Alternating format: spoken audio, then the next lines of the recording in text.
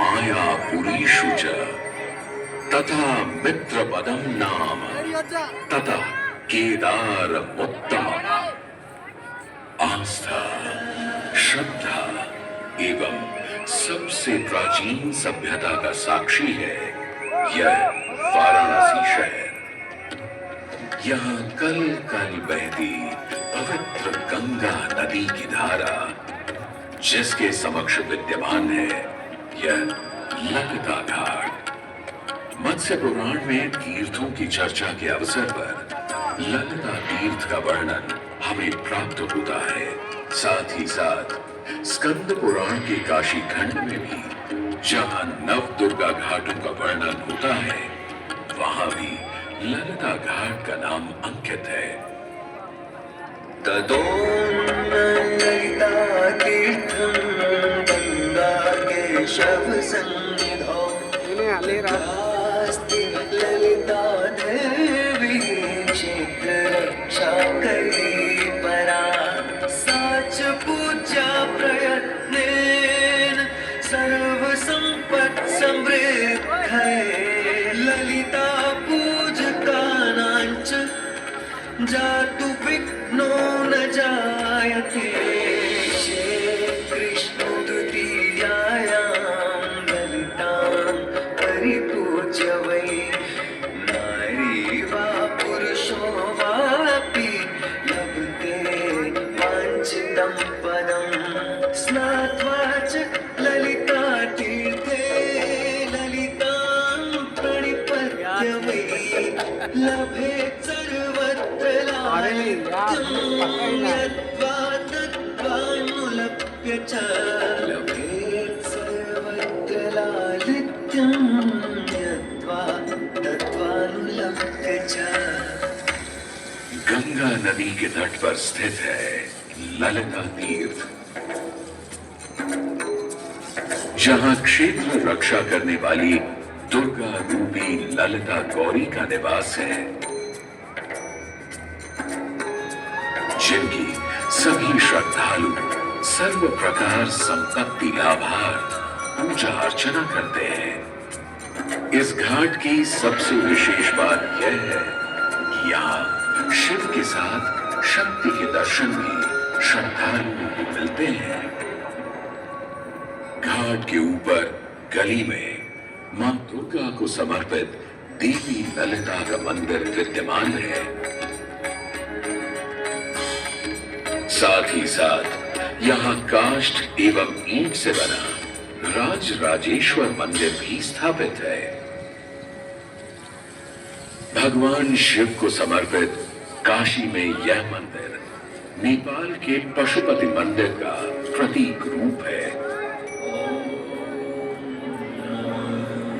वर्तमान में सुशोभित यह ललिता घाट पूर्व में 3 भागों में विभक्त था।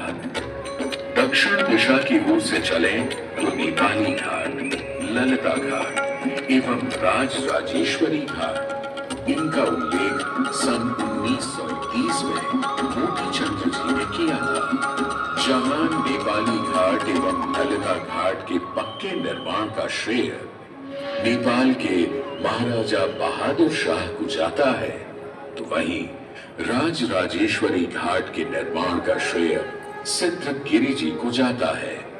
कालांतर में नेपाली एवं राजराजेश्वरी घाट ललिता घाट में ही समाहित हो गए। ऐसी मान्यता है कि अश्विन मास की कृष्णा तृतीया के दिन ललिता तीर्थ में स्नान कर देवी के दर्शन करने से श्रद्धालुओं की सभी मनोकामनाएं पूर्ण होती है।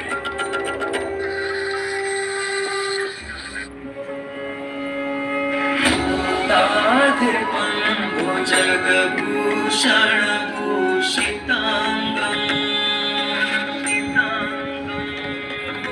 व्याघ्राजनां वरदं जटिलं हम पहले चालू कर दिए। शांकुशाभय वरप्रद शूलपाणिम् वाराणसीं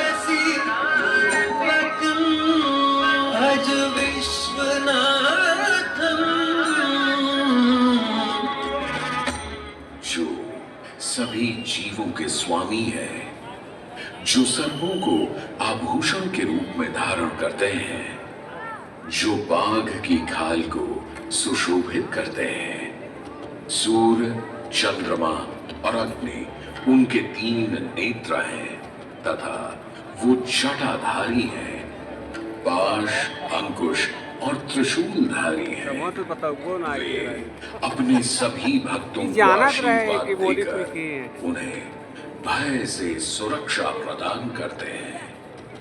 ब्रह्मांड के स्वामी एवं वाराणसी के भगवान श्री विश्वनाथ की हम वंदना करते हैं।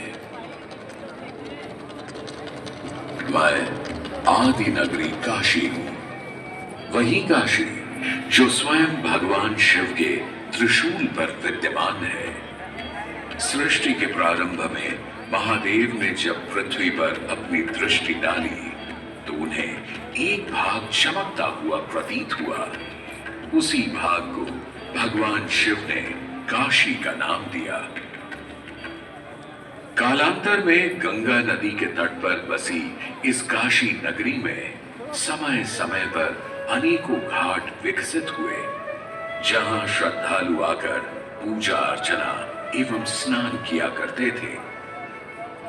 माना तो यह भी जाता है कि यह नगरी एक बहुत सुंदर वन से ढकी हुई थी, जहां पीपल, आम, बरगद, शीशम आदि के वृक्ष हुआ करते थे, जिनकी छाया में बैठ ऋषि मुनि, साधु संत आनंद से तपस्या किया करते थे। इसलिए इस जगह का उल्लेख आनंद वन के नाम से भी किया गया है। जितनी पुरानी काशी नगरी है, उतना ही पुराना यहाँ का काशी विश्वनाथ मंदिर भी है। भगवान शिव को विश्वेश्वर, विश्वनाथ आदि नामों से भी संबोधित किया जाता है, जिनका अर्थ है संपूर्ण विश्व के स्वामी। किंवदंतियों की माने तो सृष्टि के आदि में जब भगवान शिव एवं मां पार्वती पृथ्वी का भ्रमण कर रहे थे, उन्हें यह स्थान बहुत प्रिय लगा। तब मां पार्वती को यहाँ कुछ समय रुकने की इच्छा हुई, तो भगवान शिव अपने लिंग रूप में यहीं स्थापित हो गए। तभी से 12 ज्योतिर्लिंगों में इस मंदिर को विश्वेश्वर मंदिर के नाम से भी जाना जाने लगा, जहां भगवान शिव और माता पार्वती सदैव वास करते हैं। सदियों से इस पवित्र नगरी ने अनेक ऋषि मुनियों, तपस्वियों, धर्म गुरुओं आदि को अपनी ओर आकर्षित किया है। आदि शंकराचार्य एवं मंडन मिश्र ने इसी मंदिर के प्रांगण में बहुत समय व्यतीत किया। समय बदला, दौर बदला, भारत के स्वर्णिम काल पर विदेशी आक्रांताओं की नजर पड़ी, जिसे वे लूटने एवं सनातन संस्कृति को नष्ट करने के उद्देश्य से यहाँ आए। जब प्रथम बार गौरी ने आक्रमण किया, तब पृथ्वीराज चौहान ने उसे बुरी तरह पराजित किया था। अंत में उसने क्षमा मांगी और वचन दिया कि ऐसी गलती दोबारा कभी नहीं होगी। अतः पृथ्वीराज चौहान ने उसे छोड़ दिया। संभवतः यह एक दुर्भाग्यपूर्ण निर्णय था, क्योंकि अंततः गौरी ने पृथ्वीराज चौहान को धोखे से हराया। तत्पश्चात उनके साथ बहुत बुरा व्यवहार किया तथा उनकी दोनों आंखें भी निकाल दी। पृथ्वीराज की मृत्यु के उपरांत हिंदुओं का मनोबल कमजोर पड़ गया, जिसके परिणाम स्वरूप आतताइयों ने अन्य मंदिरों के साथ साथ विश्वनाथ मंदिर को भी क्षति पहुंचाई। यह ऐसा काला दौर था जिसके स्मरण करने मात्र से आंखें नम पड़ जाती हैं। परंतु समय सदा एक सा नहीं रहता और दुख के ये बादल भी सुख में बदलने वाले थे। एक धार्मिक सम्मेलन में राजा टोडरमल की भेंट नारायण भट्ट से हुई। नारायण भट्ट एक बहुत धनी व्यक्ति थे। दोनों ही धार्मिक इंसान थे और नित्य प्रति भगवान की पूजा अर्चना करना अपना परम कर्तव्य समझते थे। दोनों ने काशी विश्वनाथ के इस पावन मंदिर का जीर्णोद्धार करवाया और वीरान पड़े खंडहरों में एक नई जान डाल दी। 16वीं सदी में संत तुलसीदास ने यहाँ रामचरितमानस की चौपाइयों को पढ़ा था तथा संत एकनाथ ने भी यहीं पर वारकरी संप्रदाय का महान ग्रंथ श्री एकनाथी भागवत लिखकर पूरा किया था। लगभग 17वीं शताब्दी के मध्य में मराठा शासक मल्हार राव होलकर ने काशी विश्वनाथ मंदिर के पुनर्निर्माण की योजना बनाई। ये कार्य वे तो नहीं कर पाए, परंतु उनकी पुत्रवधू अहिल्याबाई होलकर जी ने इसे सन 1776 से 1778 के बीच पूरा किया। वर्तमान काशी विश्वनाथ मंदिर निर्माण का श्रेय अहिल्याबाई होलकर जी को ही जाता है। इनके अलावा महाराजा रणजीत सिंह ने 1000 किलो शुद्ध सोने से निर्मित छत्र को इस मंदिर पर लगवाया। जहां ग्वालियर की महारानी बैजाबाई ने ज्ञानवापी का मंडप बनवाया, तो वहीं नेपाल के महाराजा ने यहां नंदी की प्रतिमा स्थापित करवाई। सनातन संस्कृति को सुरक्षित रखने के लिए जिससे जो बन सका उसने वैसा किया और वर्तमान में भी यह क्रम देखने को मिल रहा है। सन 2022 में भारत के प्रधानमंत्री नरेंद्र मोदी ने काशी विश्वनाथ मंदिर का जीर्णोद्धार एवं सौंदर्यीकरण करवा इसके स्वर्णिम काल को फिर से एक बार जीवंत करने का प्रयास किया।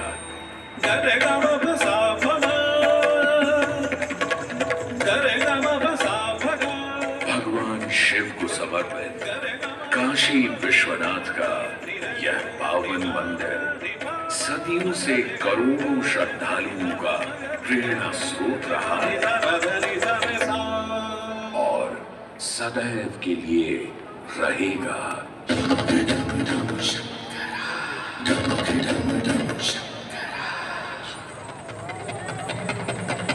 डमक डम डम डमरू बाजे भोलेनाथ महेश्वर। डमक डम डम डमरू बाजे भोलेनाथ महेश्वर। त्रिकुटी धनुष कमान साधे त्रिनेत्र बाण को शंकरा। त्रिकुटी धनुष कमान साधे त्रिनेत्र बाण को शंकरा। हे शंकरा हे शंकरा हे शंकरा। वाराणसी के हो बसैया हो पिता गजराज के। गजराज के वाराणसी के हो बसैया हो पिता गजराज के। गजराज के तुम सजे माँ पार्वती के मांग में सिंदूर से। करेगा पूरा वीडियो सजे माँ पार्वती बराबर से लूँगा।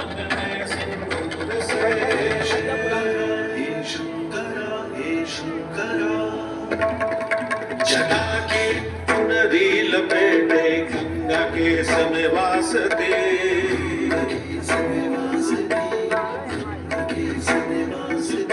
जटा के पुनरी लपेटे गंगा के समय वासते।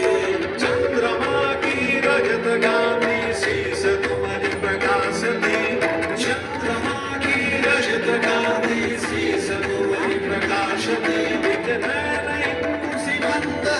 एक नैन सूर्य की ताप है। एक नैन जब खुल जाए तो जग में करे विनाश है। डमक डम डम डमरू बाजे भोलेनाथ महेश्वर। डमक डम डम डमरू बाजे भोलेनाथ महेश्वर। धनुष कमान साधे त्रिनेत्र बाण को